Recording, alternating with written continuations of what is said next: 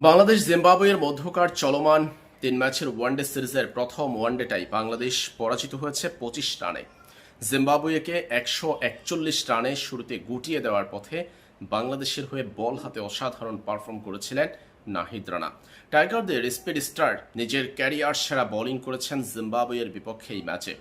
১০ over bowling করেছেন Nahid, ২১ run দিয়ে তিনি তুলে নিয়েছেন ৬টা উইকেট। ওয়ানডে ক্রিকেটে, একদিনের ক্রিকেটে নাহিদ রানার এটি ক্যারিয়ার সেরা বোলিং।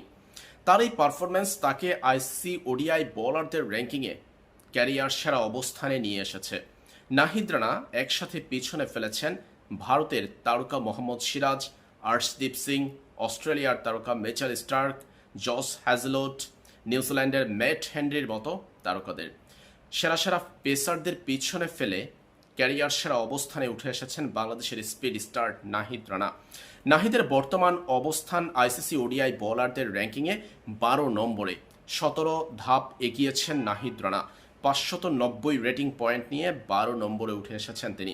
বাংলাদেশিদের মধ্যে বোলিংয়ে সবার উপরে আছেন টাইগার ওডিআই ক্যাপ্টেন মেহেদী হাসান মিরাজ, তিনি এক ধাপ পিছিয়েছেন। অপরিবর্তিত আছে বাংলাদেশের শরীফুল ইসলাম, তাসকিন আহমেদ, মুস্তাফিজুর রহমানদের অবস্থান।